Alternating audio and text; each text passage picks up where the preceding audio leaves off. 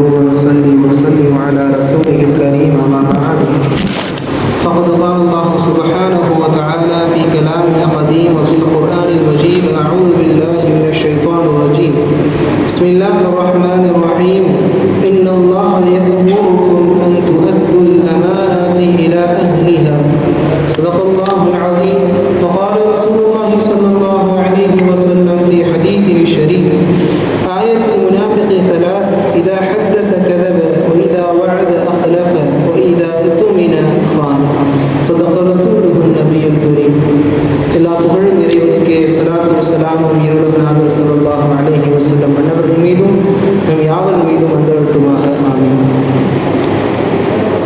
அல்லாஹ்வுடைய கிருபையால் இன்று சூரத்துல் நிசா ஓதப்பட்டது. அல்லாஹ் ஜல்ல ஷஅனஹு வ தஆலா ஒவ்வொரு சூறாவிலும் ஒவ்வொரு நிகழ்வை குறித்தும் மக்களுக்கு தேவையான போதனைகளில் குறித்தும் பேசியிருக்கிறான். அதன் அடிப்படையில் சூரத்துல் நிசாவிலே அல்லாஹ் தஆலா திருமணத்தை பற்றி பேசியிருக்கிறான். ஒரு அடிமை பெண்ணை எப்படி நடத்த வேண்டும், அந்த பெண்ணினுடைய கட்டுப்பாட்டில் இருப்பவர்கள் அந்த பெண்ணை எப்படியெல்லாம் நடத்த வேண்டும், சொத்துரிமைகளை பற்றி, மேலும் மக்களுக்கு தேவையான நல்ல குணங்களை பற்றியும் அல்லாஹ் தஆலா கூறியிருக்கிறான். அடிப்படையிலே அல்லாஹ் ஜல்ல ஷஅனஹு தஆலா கூறுகிறான், இன்னல்லாஹ யஅமுருக்கும், நிச்சயமாக அல்லாஹ் உங்களுக்கு ஏவுகிறான், அன் துஅத்துல் அமானாத்தி இலா அஹ்லிஹா, அமானத்துகளை அதன் உரித்தானவர்களின் பக்கம் கொண்டு போய் சேர்ப்பது ஒரு முஸ்லிம் மீது கடமை என்பதாக அல்லாஹ் தஆலா அதனை ஏவிருக்கிறான் என்று அருள்மறையிலே இந்த வசனத்தில் அல்லாஹ் தஆலா குறிப்பிட்டு காட்டுகிறான். அருமைக்குரியவர்களே, அல்லாஹ் ஜல்ல ஷஅனஹு தஆலா பெரும் ஸல்லல்லாஹு அலைஹி வஸல்லம் என்னவர்கள் ஒரு முஃமினுக்கான அடையாளங்கள் என்னென்ன என்பதை எல்லாம் விவரிக்கும் அந்த வரிசையில் ஒரு முஃமினுக்கான அடையாளம் அவனுடைய அமானத், அவனுக்கு கொடுக்கப்பட்டிருக்கிற அமானத்தை அவன் சரிவர நிறைவேற்றுவான். இது ஒரு முஃமினினுடைய பரிபூர்ணமான தன்மையை குறிக்கும் என்பதாக ஹதீஸின் வாயிலாகவும் நாம் அறிகிறோம். எனவே அருமைக்குரியவர்களே, அமானத்தை நிறைவேற்றுவது என்பது ஒரு முஃமினுடைய ஒரு கட்டாய கடமைகளில் ஒன்றாக இருக்கிறது. அல்லாஹ் ஜல்ல ஷஅனஹு தஆலா இறக்கிய இந்த வசனத்திற்கு பின்னாலும் ஒரு வரலாற்று நிகழ்வும் இருக்கிறது. அதனோடு கூடி இந்த ஹதீஸையும் நாம் தெரிந்து கொண்டால் அதனுடைய நிகழ்வு மிகவும் சுவாரஸ்யமானது. அருமைநாயகம் ஸல்லல்லாஹு அலைஹி வஸல்லம் அவர்கள் சொன்னார்கள், ஆயத்துல் முனாஃபிகி ஸலாத், ஒரு நயவஞ்சகனுடைய அடையாளம் என்ன என்பதை பார்த்தால் 3 அடையாளங்கள். ஒன்று, இதா ஹத்தஸ கதப, பேசினாலே பொய் தான் பேசுவான். வ இதா வஅத அஹ்லஃப, அவன் வாக்களித்தால் அந்த வாக்குக்கு மாறு செய்வான். வ இதா துமின கான, அவனுக்கு ஏதேனும் அமானத்துகள் கொடுக்கப்பட்டால் அதற்கு மாறு செய்து விடுவான். இது ஒரு நயவஞ்சகனுடைய அடையாளம் என்பதாக ஸல்லல்லாஹு அலைஹி வஸல்லம் அன்னவர்கள் குறிப்பிட்டு காட்டுகிற இந்த ஹதீஸில் ஸல்லல்லாஹு அலைஹி வஸல்லம் அன்னவர்கள் சொல்லியிருக்கிறார்கள், இதற்கு மாறாக செய்பவர்கள் ஒரு முஃமினுடைய அடையாளத்தை பெற்றவர்கள். அப்படியானால் பேசினால் உண்மையை பேச வேண்டும். அவனுக்கு ஏதேனும் ஒரு கொடுக்கப்படுகின்ற பொறுப்பாக இருந்தால் அதனை பரிபூர்ணமாக நிறைவேற்ற வேண்டும். அவனுக்கு அமானத்தாக ஏதேனும் பொறுப்புகள் தரப்பட்டால் அதனை சரிவர ஒரு முஃமின் செய்திருக்க வேண்டும். பாருங்கள், இந்த ஆயத்திற்கான நிகழ்வு என்ன என்று பார்க்கிற போது, உஸ்மான் இப்னு தல்ஹா என்று ஒருவர் இருந்தார். ஸல்லல்லாஹு அலைஹி வஸல்லம் அன்னவர்கள் ஜாஹிலியாவுடைய காலகட்டத்தில் கஅபாவிற்குள்ளே தொழுவதற்கு அனுமதியை கேட்கிறார்கள். காரணம் என்னவென்றால், உஸ்மான் இப்னு தல்ஹா அவர்களிடத்தில் தான் கஅபாவினுடைய கதவின் சாவி இருந்தது. அன்று 2 பொறுப்புகள், அங்கே ஹாஜிகளுக்கு தண்ணீரை கொடுப்பதும் அவர்களுக்கான உணவுகளை ஏற்பாடு செய்வதும் பனு ஹாஷிமினிடத்தில் இருந்தது. மற்றொரு பொறுப்பு பனு அப்தித்தார் என்னும் சொல்லக்கூடிய கூட்டத்தார்களுக்கு இது போன்ற கஅபாவில் திரையிடுவதும் கஅபாவிற்கு அந்த சாவியினுடைய பொறுப்பும் அவர்களிடத்தில் இருந்தது.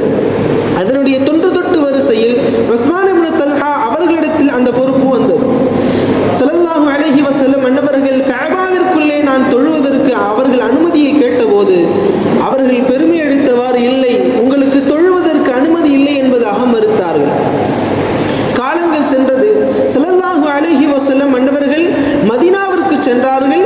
மதீனாவிற்கு சென்றதற்கு பின்னால் ஹிஜ்ரி 8ஆம் ஆண்டு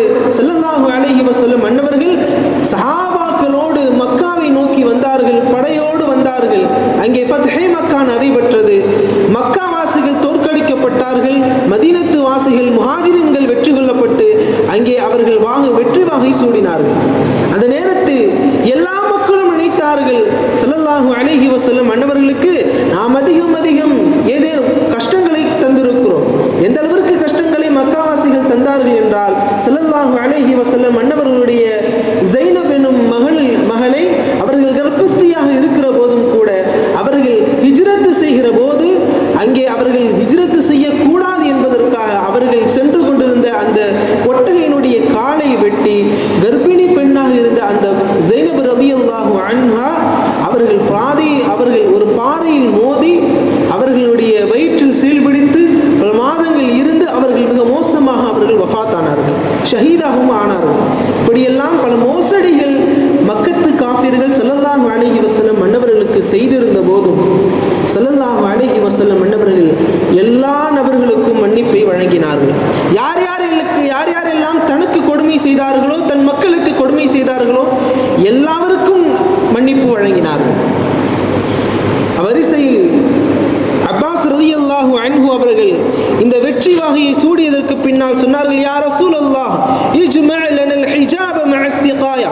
ஸல்லல்லாஹு அலைஹி வஸல்லம் அன்னவர்களே, உணவு கொடுப்பதும் தண்ணீரை கொடுப்பதும் பொறுப்பில் இருக்கிற எங்களுக்கு அதோடு சேர்த்து இந்த கஅபாவிற்கு திரையிடுவதும் அதனுடைய சாவியின் பொறுப்பும் எங்களுக்கே தந்து விடுங்கள் என்று அப்பாஸ் ரலியல்லாஹு அன்ஹு அவர்கள் சொன்னார்கள். ஸல்லல்லாஹு அலைஹி வஸல்லம் அவர்களுடைய சிறிய தந்தையர் அவர்கள் கூறினார்கள். ஆனால் ஸல்லல்லாஹு அலைஹி வஸல்லம் அன்னவர்கள் எல்லா மக்களும் நினைத்ததற்கு ஆப்போசிட்டாக ஸல்லல்லாஹு அலைஹி வஸல்லம் அன்னவர்கள் செய்தார்கள். ஸல்லல்லாஹு அலைஹி வஸல்லம் அன்னவர்களுக்கு இந்த ஆயத் இறங்கியது, இன்னல்லாஹ யஅமுருக்கும் அன் துஅத்துல் அமானாத்தி இலா அஹ்லிஹா. அந்த அமானத்தை அதன் உடையவர்களுக்கு நீங்கள் நிறைவேற்றுவது உங்கள் மீது ஏவப்படுகிறது என்பதாக அல்லாஹு தஆலா திருவசனம் இறக்கியதற்கு பின்னால் ஸல்லல்லாஹு அலைஹி வஸல்லம் அன்னவர்கள் தஆ உஸ்மான் இப்னு தல்ஹா ரலியல்லாஹு அன்ஹு அவர்களை அழைத்தார்கள். அழைத்து அவர்களிடத்தில் அந்த சாவியை கொடுத்தார்கள்.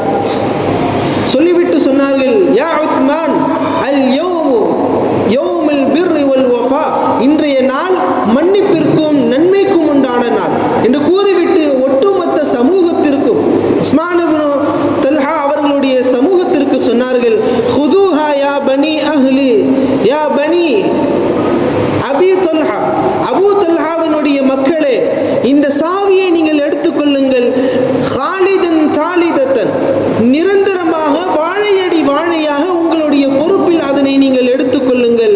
எதுவரை என்றால் லா யன்ஸஉஹா மின்கும் இல்லா ஸாலிம், உங்களிடத்தில் அந்த சாவியை பொறுப்பை ஒருவர் பறிக்கிறார் என்றால் அது ஒரு அநியாயக்காரனாகத்தான் இருக்க முடியும் என்று ஒட்டுமொத்த பனி அபீ தல்ஹாவினுடைய கூட்டத்தார்களுக்கு ஸல்லல்லாஹு அலைஹி வஸல்லம் அன்னவர்கள் சூடினார்கள். இந்த செய்தியை அந்த உஸ்மான் இப்னு தல்ஹா ரலியல்லாஹு அன்ஹு அவர்கள் நினைத்து பார்த்தார்கள். நாம் ஜாஹிலியாவின் காலத்தில் ஸல்லல்லாஹு அலைஹி வஸல்லம் அன்னவர்கள் இந்த கஅபாவில் தொழுவதற்கு மறுத்தோம், சாவி கொடுப்பதற்கு மறுத்தோம். ஸல்லல்லாஹு அலைஹி வஸல்லம் அன்னவர்கள் நமக்கு மன்னிப்பை தந்தார்கள். நம்மிடத்தில் இருந்த பொறுப்பை நம்மிடத்திலே அவர்கள் ஒப்படைத்தார்கள். நம்முடைய அமானத்தாக இருக்கிற இந்த பொறுப்பை நம்மிடத்திலே ஒப்படைத்தார்கள். பின்பு ஸல்லல்லாஹு அலைஹி வஸல்லம் அன்னவர்கள் மதீனாவிற்கு சென்றதற்கு பின்னால் ஹாலித் பின் வலீத் ரலியல்லாஹு அன்ஹு, அம்ர் இப்னு ஆஸ் ரலியல்லாஹு அன்ஹு, உஸ்மான் இப்னு அபீ தல்ஹா ரலியல்லாஹு அன்ஹு, இந்த மூன்று நபர்களும் மதீனாவில் சென்று போய் இஸ்லாத்தை ஏற்றுக்கொண்டார்கள். அன்பிற்குரியவர்களே, இந்த சஹாபிகள் ஹஜ்ரத் உஸ்மான் இப்னு தல்ஹா அவர்கள் ஈமானை ஏற்றுக்கொண்டதற்கான ஒரு அடையாளம் என்னவென்றால், ஏன் ஏற்றுக்கொண்டார்கள் என்றால், ஸல்லல்லாஹு அலைஹி வஸல்லம் அன்னவர்கள் அவர்கள் மீது பகை இருந்தாலும், அவர்களுக்கு துரோகம் செய்திருந்தாலும் அவர்களுக்கான அமானத்தை அவர்களுக்கு நிறைவேற்றினார்கள்.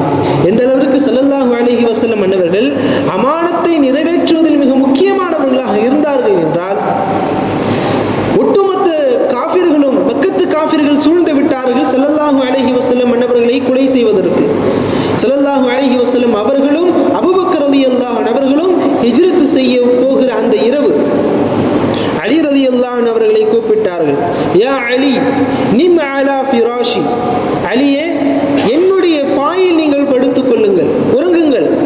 உறங்கிவிட்டு வஅத்தி அலையில் அமானாத்தி இலா அஹ்லிஹா, என்னிடத்தில் யார் யாரெல்லாம் அமானத்தை ஒப்படைத்தார்களோ அந்த எல்லா அமானத்துகளையும் அவரவரிடத்தில் ஒப்படைத்து விட்டு நீங்கள் மதீனாவிற்கு வந்து சேருங்கள் என்று சொன்னார்கள்.